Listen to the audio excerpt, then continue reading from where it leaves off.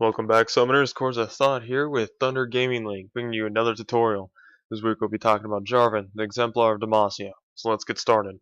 Starting off with the rune page, you'll see off to the right I have plus 8.5 physical damage, plus 13 armor, plus 10 armor pen, and minus 6% cooldown reduction. This rune page will synchronize with Jarvan's ability set very well. Taking the 8.5 physical damage will make last hitting a breeze, making it one less thing to worry about. Now to go over masteries, I recommend going 16-7-7. This will give you decent damage while also giving you an extra health and mana regeneration for lane sustain. As an off-tank bruiser, Jarvan doesn't need huge burst damage and can already get more than enough damage with his passive and with Dragon Strike's debuff. Remember that these runes and masteries are just a base to build upon as you become more familiar with the champion. Time to talk about Jarvan as a character. Jarvan is an off-tank melee bruiser with a very good balance between damage and tankiness, and can also support his team with buffs and weaken the enemies with debuffs, giving his team an upper hand. With the ability to close distance very fast, jump walls, knock up, and make his own impassable terrain with his ultimate, Jarvan has a lot going for him. Now to go over Jarvan's abilities, starting with his passive, Martial Cadence. Jarvan's first base attack on an enemy deals bonus physical damage as a percentage of the target's remaining health, which increases with level.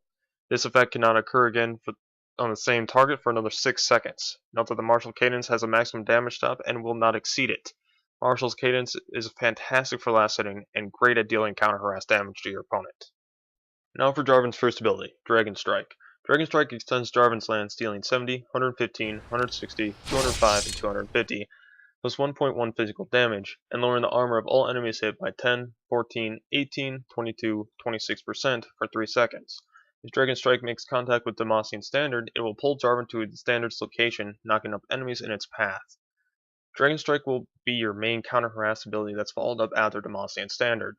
When being harassed by a melee champion, throwing down Demacian Standard behind your target and then using Dragon Strike to pull you to it, and then hitting them. This will knock your target up, debuff them, buff you, and deal Martial Cadence's damage all at the same time, giving you a heavy advantage. If it's still not too much to handle, you can always cast Golden Aegis and walk away. Dragon Strike can be great at clearing lanes as well. Overall, Dragon Strike is an amazing ability and hence should be leveled first. Moving on to Jarvan's second ability, Golden Aegis. Upon activation, Jarvan gains a temporary shield for 50, 90, 130, 170, 210, plus 20, 25, 30, 35, and 40 health for each nearby enemy champion for 5 seconds, and slow surrounding enemies by 15, 20, 25, 30, 35% for 2 seconds. Golden Aegis will significantly help Jarvan mid to late game, and thus should be leveled last, or if your lane is very heavy and harassed, leveling it second. Usually getting a point on level 4 will help with and against ganks. Now for Jarvan's third ability, Demacian Standard. Demacian Standard's passive grants Jarvan 10, 13, 16, 19, and 22% bonus to attack speed, and 10, 13, 16, 19, and 22 bonus to armor. When activated, Jarvan throws Demacian Standard to nearby target location, dealing 60, 105, 150, 195, and 240, plus 0.8 magic damage to enemies in a small area. This grants all nearby allies Demacian Standard's passive buffs for 8 seconds. Being near the standard also doubles the passive for Jarvan. Demacian Standard is like a personal Aegis of Legion that can be granted to your team, just with an attack speed bonus instead of a magic resist. Also, like I said before, comboing it when being harassed for counter harass will give you a generous buff, making you a bigger threat. Also, throwing it down in Demacian Standard in range of an ally who gets a kill will grant you an assist. Lastly, Jarvan's ultimate, Cataclysm. Jarvan leaps to an enemy champion dealing 200, 325, 450, plus 1.5 physical damage, and creating an area of impassable terrain around them for 3.5 seconds. Activating Cataclysm again will destroy the terrain. Whether you're trapping a handful of enemies in a team fight, separating assassins from your carry, making an enemy instinctively waste flash, or just finishing off an enemy, you'll notice that Cataclysm has many uses. Although that this may be true, Cataclysm can make or break Jarvan. Learn the radius in which the terrain appears so you do not trap your AD carry or AP caster within the terrain. Learning this will be vital in becoming a good Jarvan player. Now for the recommended core build for Jarvan. For the core build, I recommend either Mercury Treads or Ninja Tabby, depending on the enemy team's crowd control, AP, and AD. Next is Frozen Mallet, Banshee's Veil, and Amma's Impaler. This core build will allow you the survivability you need when jumping into combat, and will also be giving you a decent amount of damage output. Some items I recommend are Aegis of the Legion, Guardian Angel, Maul Malmortius, Yomu's Ghostblade, Randuin's Omen, Trinity Force, Last Whisper, and Force of Nature. Since Jarvan has the ability to fill roles some champions may be lacking in, these items will allow you to fill the missing part you need, whether it may be a tougher bruiser, more damage, or an increased buff or debuff support. Remember to always build against the enemy team and to what your team needs. Buying items to fill a role that's already there could leave your team at a disadvantage. When the game starts off, I recommend buying boots and 3 health potions. This will give you extra mobility and sustain that you need to farm and get away from ganks as needed. After this, finish your boots according to your lane and enemy team.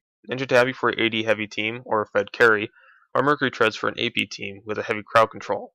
You could also buy a Philosopher's Stone instead for the sustain. Whichever you buy first, buy the one you didn't for your next item. And remember to have enough gold to restock on potions if needed, and to buy a ward. Next, buy a Giant's Belt or a Phage, depending on what you feel would benefit you more, health or damage. Next, finish your Frozen Mallet and start building into a Banshee's Veil, and then an Atlas. After this, build to the enemy team respectively. Now for making lane presence with Jarvan.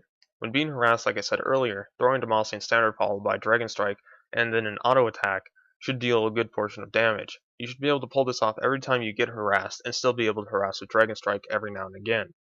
If you have a chance where you are able to harass them under the tower, use Dragon Strike followed by Demacian Standard, as to not pull yourself into the enemy turret.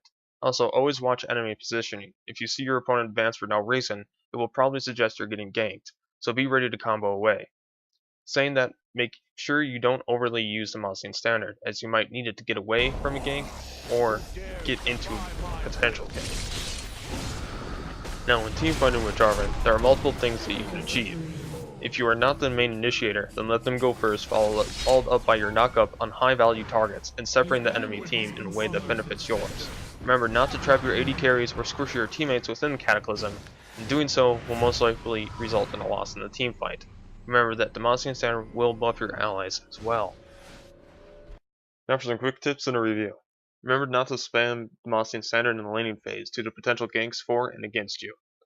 When you counter harass, remember the Demacian Standard buff will be doubled when you activate it during your combo, also debuffing your opponent with Dragon Strike for 3 seconds.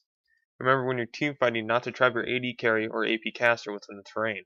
Knowing the radius of Cataclysm will be key to most successful teamfights possible. You can use Cataclysm to make your opponent prematurely flash out of it, leaving them open for the next Cataclysm or gank. If in a tough spot you can't get away, you can Cataclysm your enemies and Demacian Standard plus Dragon Strike combo out, and trapping them so you can get away safely. Thank you guys for watching, hope you learned something from this guide. If you want to know what Thunder Gaming League is, the link will be down in the description below, as long as a physical reference guide to Jarvan stats and more. If you liked the video, give it a quick thumbs up. If you'd like to see more guides or learn more, hit the subscribe button for more tutorials.